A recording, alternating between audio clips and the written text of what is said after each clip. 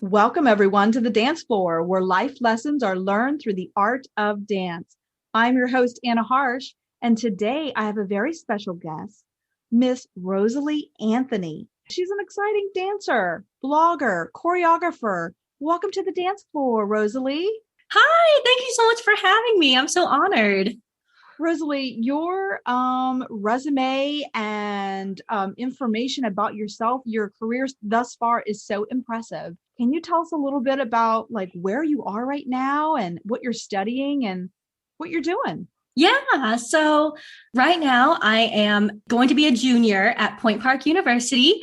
I'm getting my BFA degree and a concentration in ballet and also a minor in French. I'm from Birmingham, Alabama. So I started learning and like falling in love with dance at the Alabama School of Fine Arts, Wow. where I also studied dance. And so I'm just super excited to be able to share some of my experiences today. And I mean, I love dance as well, which that's exciting too. Yeah, that's all of our passions, right? That's our passion is to Mhm. move and groove with everybody around us. You have a concentration, you said, in ballet? Yes. Well, that goes right hand in hand with your French study, doesn't it? Yes.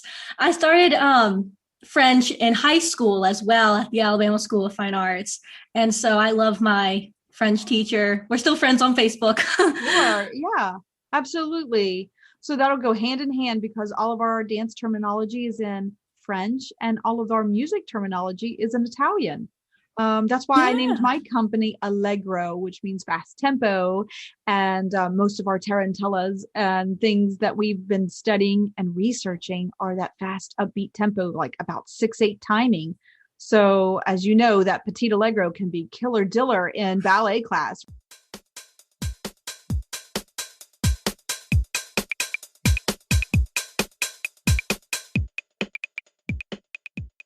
Well, I know you are doing some other things too. You tell us a little bit about your blog. What is your blog about? Yeah. So right now I work for a college advising company and college search program called Niche. They are based in Pittsburgh, Pennsylvania, and I create TikTok posts for them. So like small videos and blog posts, just to sharing some advice about college, applying, like what it's really about. Cause I know in high school, even though I researched as much as I could, you never really know what the experience is going to be like until you actually get there. And so I really appreciated, connecting with students when I was applying and hearing what their experiences were. So that is something that has gotten me kind of into the blogging world. I also write for my student newspaper called The Globe. Yeah, so I like to cover the conservatory performances, not only dance, but also what the theater department is doing. Theater and dance. I did a lot of that when I was in college at Slippery Rock. I did a lot of choreography for the musicals in the theater department, and then you take theater classes as well to develop your character for dancing. And those are great things. Well, gosh, Rosalie, I wish I had a friend like you when I was applying to Oh, college. Can you give us a couple tips? Like, what should high school students, I know it's a scary adventure when they dip their toes into college in that first day. Gosh, it's so scary. But I think if they make a couple friends or if they know what to expect, that kind of takes that sting out of it, doesn't it? It's not so scary. So can you give us just a couple tips? Like, what should we do? do like your research about it. I mean, I think that that'll help with getting a lay of the land, so to say. So looking at the faculty, looking at the alumni. Yeah, Um, even just seeing their photos on their website and knowing the college, what's it near, what's nearby, where would I eat, what would I do? Maybe check out the clubs too that, you can join when you're in college, those kinds of things. But what about once you arrive as a dance major? Like what helped you? Because you went from Alabama to Pittsburgh. That's a big difference. Yes, it was a big culture shock. But I would say once you get there, definitely I'm part of the honors program at Point Park, and part of their student orientation week was a city as text kind of project. And so I was able to go out into different Pittsburgh neighborhoods and really explore and get to feel like the city was also going to be my new home. So definitely go out of your dorm room. Right. I know that can be very hard, especially for COVID, when you're really supposed to stay in. This was a challenging year for all college students and high school students around the world. Gosh, I know I taught tons of online classes myself for high school students, for college students. We did a lot of different things from modern dance to Italian folk. We did lots of things. And I recently just choreographed an entire musical online for a high school. So that was crazy too. But you know what? Anything is possible. And just making that one friend, I think the first few days, just somebody to eat with, somebody to talk to. I think that's really important too for like your mental health awareness, being, like you said, traveling from one state to a new state can be really scary. And I think you just maybe talking to that friend before you arrive and making plans. Would that help maybe to just ease the anxiety a little? Yes, definitely. I know for my school, we have a Facebook page for the incoming class. And then you keep the Facebook page, throughout your years there. So you can reach out to people, find a roommate possibly. And they become your friends for life. I still keep in touch with people that I went to college with years and years ago. And, growing up together, you see your families grow together and you're friends for life. You really do latch on and just join that bond that you make in college, and they become, an asset to you later to network. I mean, it's really important to network in college. And I think that also can be scary when you're a freshman to reach out, right? So continue that mindset of one day I'm going to graduate, I'm going to be on my own. So networking with others so that you can always have somebody to lean on to and say, hey, I'm looking for a job or I want to audition.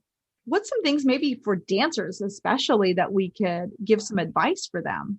I know this was something surprising when I auditioned, but you don't necessarily, it doesn't have to be traditional, like apply, because for normal colleges, there's normally like 3 possibly applications, like the academic, then the financial, and then any other extra stuff like honors or maybe even for the specific program. But for me, I went to audition for Point Park through the National High School Dance Festival. My high school went. And so I got in artistically first before I even wanted to apply there academically. Gotcha. So any path is valid, like we were talking about earlier, where you start and where you end isn't always going to be a straight line. So you have no idea. Yeah. Sure. I started at one college. I had a scholarship, but they didn't offer a dance major in that college. So then I transferred. I transferred into Slippery Rock University. So that was another path that, some students take, like, I'm going to take some college classes locally, and then I'm going to transfer those credits and into a bigger university, perhaps, or one with the major that they really want, especially in the arts. And it can be financially scary, especially if it's expensive out of state. Like mine was a little expensive for me at the time for my family to afford. So, my freshman year, I did somewhere else and it was all free because I had so much scholarships in state. And then when I transferred, you have to audition. So let's talk about that. Let's take a little break and we'll talk about maybe some tips for auditioning for college, because that's a different beast.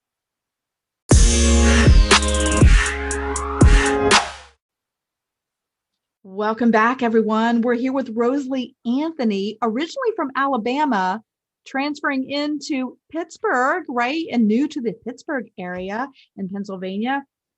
Rosalie, I know we all go through anxiety to audition. Can you tell us maybe what's your experience, or what's some things we can tell dancers to look forward to when they audition?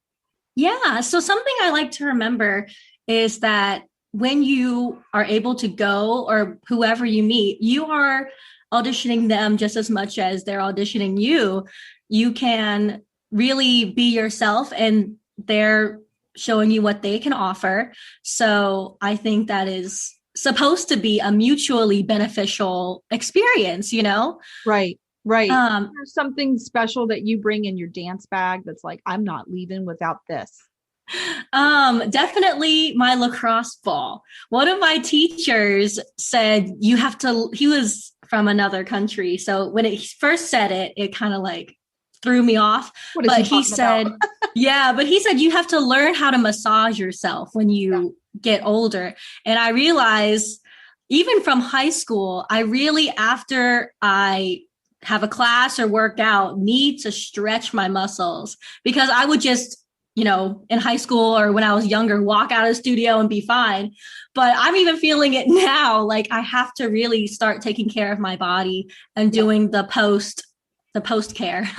You are speaking my language, lady. I have a foot massager that I do every day, absolutely every day.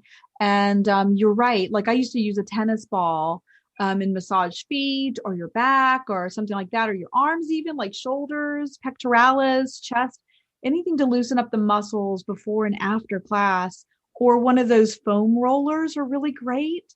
I love that. I bring a stretch band. That's one of those little things that I put in my dance bag. I bring a stretch band like from Pilates or yoga, and that goes with me wherever I'm at. Like it's so small, you can roll it up because it's just a band. You can stick it in your purse even. And you're right, taking care of your body before an audition, after an audition, because as you age, I'm on the other side of this hill, Miss Rosalie. But as you age, you really do have to take care of your body if you want to continue to move and teach and dance, besides physical, but mental. So I do a lot of meditation. I teach yoga and got certified in yoga. So those are great tips. Absolutely. I love that. That is a great thing to put in your dance bag. Some kind of, massage for sure. Miss Rosalie, I know you do some choreography and I saw a few of your videos that were quite impressive. Can you tell us a little bit about like what inspires you as a choreographer? What do you look forward to? Yeah. So something that really inspires me as a choreographer is just the world around me. And this year, especially, has been such a change from what it normally is.